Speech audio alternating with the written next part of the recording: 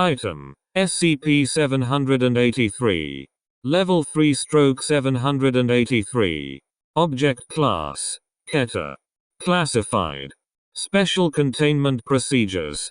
Personnel must monitor the town of Tembe, and continue to develop the entity's profile. Its victims are to be retrieved, incinerated, and catalogued in this file. Update: due to recent events, a stronger Foundation presence has been determined to be necessary for the containment of SCP-783 and its related phenomena. An ancillary building near the local hospital, as well as 2 domiciles, have been commandeered from the locals for Foundation use. This property in its entirety has been redesignated as a Provisional Site 5.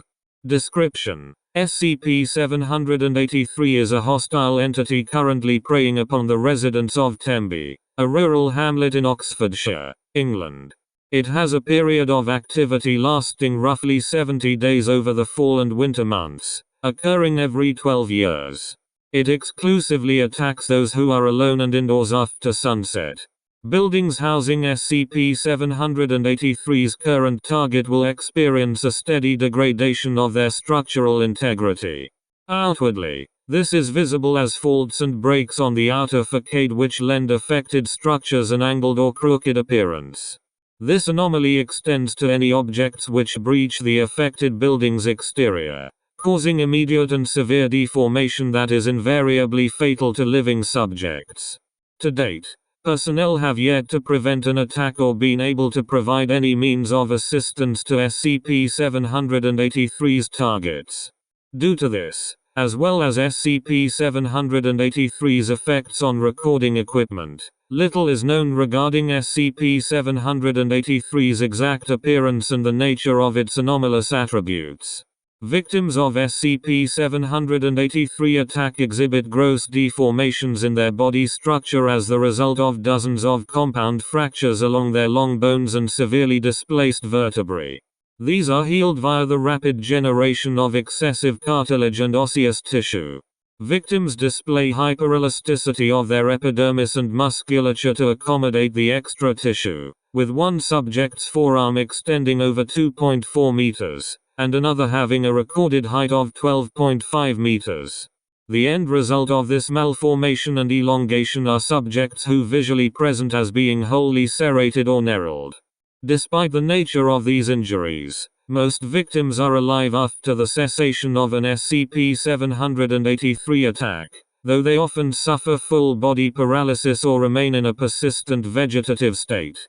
27 living specimens have been acquired and placed on life support. They are held in a wing of the local hospital requisitioned for Foundation use. The residents of Tembe are aware of the existence of SCP-783, though speaking of it publicly is considered taboo. Researchers have documented a playground song shared among local youths regarding the anomaly. There lived a crooked man, who made a crooked deal. He kept a crooked cane, and his catch in crooked creel. He stole a crooked child, who cried a crooked squeal.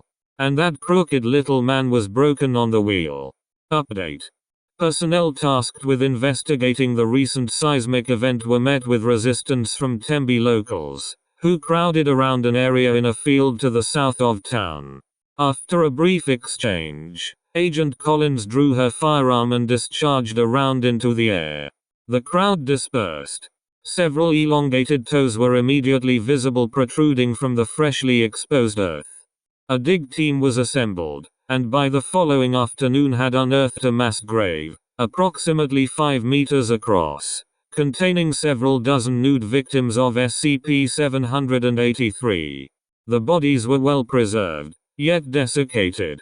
Their number was unable to be immediately ascertained owing to the fact that they had been piled atop one another. They were oriented head down, with their arms extending deeper into the pit. Furthermore, most of the victims' limbs had become intertwined or knotted around each other, preventing exhumation without the use of sawing instruments. Researcher Singer elected to extract a tissue sample.